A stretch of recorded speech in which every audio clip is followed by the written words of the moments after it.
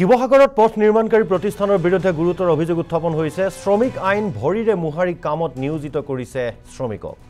4 লেনযুক্ত পথ নিৰ্মাণত লোৱা নাই শ্ৰমিকৰ সুৰক্ষাৰ কোনো ব্যৱস্থা। অতি বিপদসংকুলভাৱে শ্ৰমিকক কামত লগাইছে ঠিকাদাৰী প্ৰতিষ্ঠানটোৱে। কিছুদিন পূৰ্বে সুৰক্ষা ব্যৱস্থা নথকাৰ বাবে মৃত্যু হৈছিল এজন শ্ৰমিকৰ। সেই ঘটনাৰ পৰাও প্ৰতিষ্ঠানটোৱে যেন কোনো শিক্ষাই নললে তেনে অভিযোগ উত্থাপন হৈছে। এই সন্দৰ্ভত আমাৰ শিৱসাগৰৰ সাংবাদিক ইৰছাদ উল্লাৰ এক প্ৰতিবেদন আছে, সেয়া আগবঢ়াইছো। যিমানে নিউজ নকৰক বা যিমানে বাতৰি সম্প্ৰচাৰ নকৰক, কিন্তু 4 লেনযুক্ত যি প্ৰতিষ্ঠান আছে, নিৰ্মাণকাৰী প্ৰতিষ্ঠান, ঠিকাদাৰী প্ৰতিষ্ঠান, সেইসকলে যেন কোনো কাৰণতে গুৰু আৰু গোসাঁই নামানে, তাৰ এক ভয়ংকৰ ছবি আমি পুনৰবাৰ NB নিউজৰ দৰ্শকসকলক দেখাব চেষ্টা কৰিছোঁ। কি ধৰণে শ্ৰম আইন, ছেফটি প্ৰট'কল আচলতে ভায়লেট কৰিছে সেইসমূহ আমি দেখাব চেষ্টা কৰিছোঁ। ইতিমধ্যে মোৰ সতীৰ্থই এটা দৃশ্য দেখাইছে, কি ধৰণে শ্ৰমিকসকলে এই দুপৰীয়া সময়তো কোনো ধৰণৰ হেলমেট, কোনো ধৰণৰ ছেফটি প্ৰট'কল নকৰাকৈ তেওঁলোকে কি ধৰণে নিয়োজিত কৰি ৰাখাইছে এই ঠিকাদাৰী প্ৰতিষ্ঠানসমূহে, তাৰ এখন জীয়া ছবি আমি দেখাব চেষ্টা কৰিছোঁ। 27 মে' তাৰিখে প্ৰধান পেগু নামৰ এজন শ্ৰমিকৰ মৃত্যু ঘটিছিল।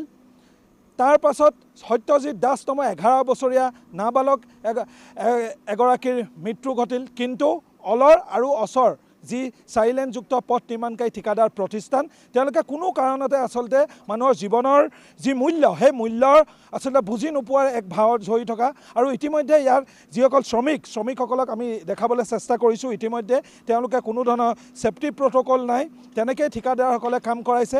এখন জীয়া ছবি আমি দেখাব চেষ্টা কৰিছোঁ।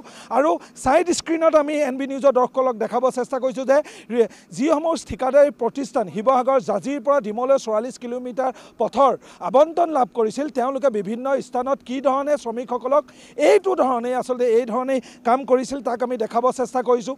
শ্ৰম বিভাগ নামৰ শিৱসাগৰত এটা বিভাগ আছে। শ্ৰম বিভাগ নামে আচলতে এই ঠিকাদাৰী প্ৰতিষ্ঠানবিলাকক নাকি লগাবলৈ অসমৰ্থ। এখন জীয়া ছবি আমি দেখাইছোঁ, যি সময়ত শ্ৰম বিভাগ নামৰ এটা বিভাগ থকাৰ পাছতো কি ধৰণে শ্ৰম আইন উলংঘা কৰি, ছেফটি প্ৰট'কল উলংঘা কৰি এই ধৰণে শ্ৰমিকসকলে কাম কৰিছে আমি দেখাব চেষ্টা কৰিছোঁ। আমাৰ লগত দল সংগঠন আছে।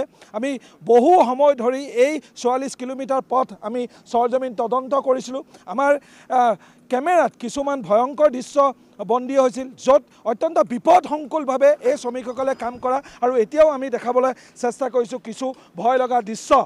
ইতিমধ্যে চিতু বৰুৱা আছে। এই গোটেই পৰিৱেশটো দেখি আপুনি কি কয়? বহু সময় আমি ঘূৰিছোঁ, সৰজমিন তদন্ত কৰিছোঁ, ভিডিঅ' সংগ্ৰহ কৰিছোঁ।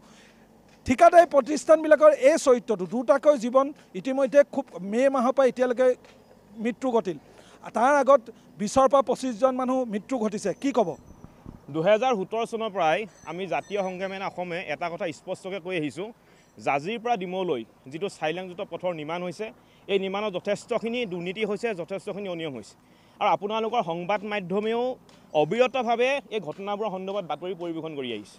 2017 চনৰ পৰা 2025 চনলৈ এই বৰ্ষকেইটাৰ ভিতৰত এই কোম্পানীবিলাকৰ চূড়ান্ত অনিয়ম আৰু গাফিলতিৰ কাৰণে 24জনতকৈ অধিক আমি কিন্তু নিৰীহ ব্যক্তিক হেৰুৱাবলগীয়া হ'ল। সিদিনা 26 তাৰিখে এই কোম্পানীকেইটাৰ কাৰণেই, ভাৰত বাণিজ্য আৰু অক্সয় ইনফ্ৰা, এই কোম্পানীকেইটাৰ গাফিলতিৰ কাৰণেই আমি এজন 11 বছৰীয়া শিশুক আমি হেৰুৱাবলগীয়া হ'ল। তাৰপিছতো কিন্তু এই কোম্পানীকেইটা গা লৰা নাই। আজি এই কোম্পানীকেইটা আপোনাৰ আণ্ডাৰত যিখিনি শ্ৰমিকে কাম কৰি আছে, তেওঁলোকৰ কোনো ধৰণৰ সুৰক্ষাৰ ব্যৱস্থা নাই, কোনো ধৰণৰ হেলমেট নাই, কোনো ধৰণৰ গ্ল'ভছ নাই।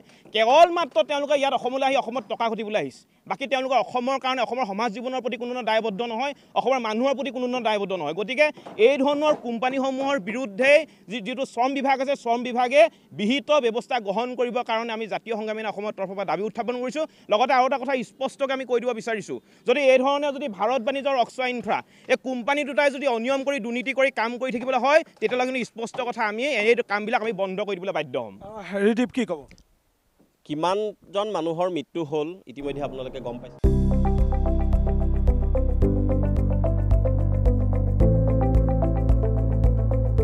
NB নিউজ, সহজ সৰল ভাষাত নৱভাৰতৰ কথা।